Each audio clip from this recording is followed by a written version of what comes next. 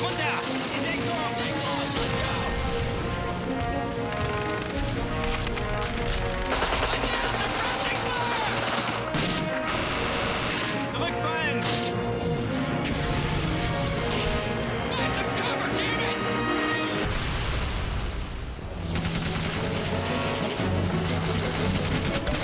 Keep advancing! Fly on the kid!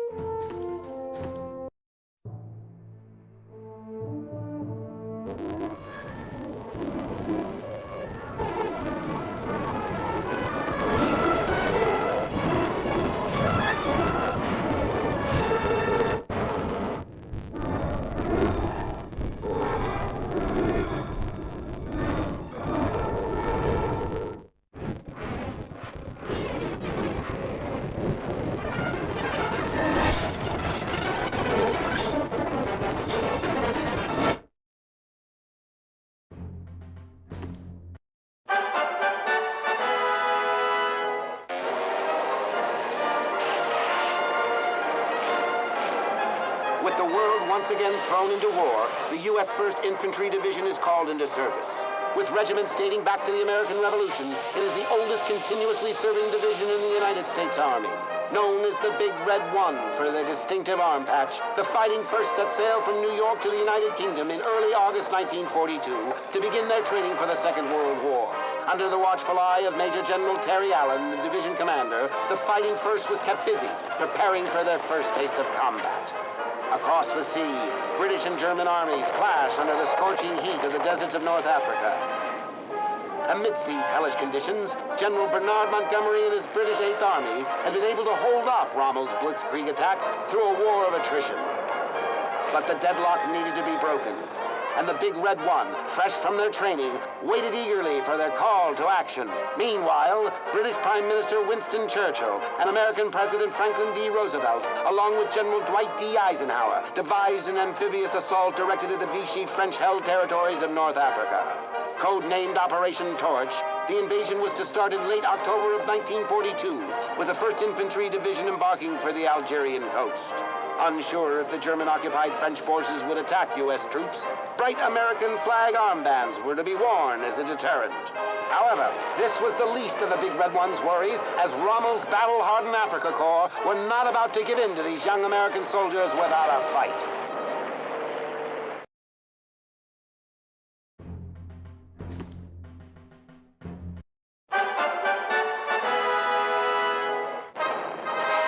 Despite a few harsh early lessons in desert combat, the 1st Infantry Division fought valiantly against the well-equipped and more experienced Africa Corps.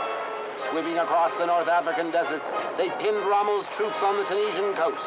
With nowhere to retreat and surrounded by Allied naval and air forces, the Africa Corps surrendered in May of 1943. Operation Torch was a resounding victory, as the Big Red One took 40,000 prisoners and successfully helped push Germany out of North Africa. Meanwhile, Churchill convinces Roosevelt that attacking Europe through Italy will shorten the war, saying that the Mediterranean is the soft underbelly of the crocodile. Known as Operation Husky, plans are devised for another massive amphibious invasion, this time targeting Sicily and involving British and American troops, as well as the Navy and Air Corps. When the news reaches General George S. Patton that he will be commanding the American troops, the fiery general proclaims, "I want those 1st Division sons of bitches. I won't go on without them." After learning the true scale of the offensive, Hitler immediately cancels a planned offensive on the Russian front and orders the transfer of German troops to assist in the defense of the key Italian island. In the early morning hours of July 10th, 1943, with the coastline heavily defended and the fearsome Hermann Goering Panzer Division lying in wait, the 1st Infantry Division prepares for another beach landing, this time near the town of Gela on the southwest shore of Sicily. The silence is broken when General Patton's command ship, the Monrovia, and other battleships begin to pound the Italian coast with massive 16-inch shells. As fires from the naval bombardment break out along the besieged coastline, the Big Red One is ordered into their assault boats to begin the invasion of Italy.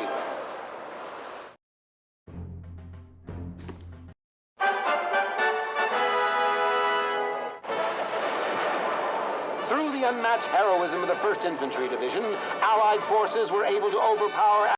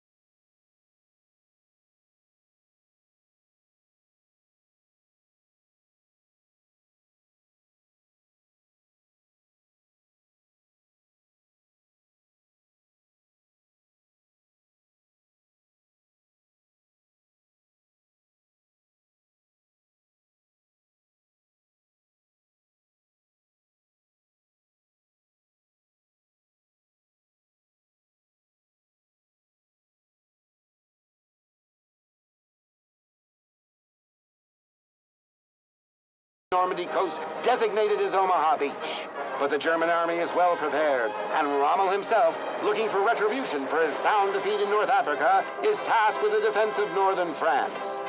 The definitive turning point in the war is at hand, and Hitler's fortress Europa will soon taste the full fury of the battle-hardened troops of the Big Red One.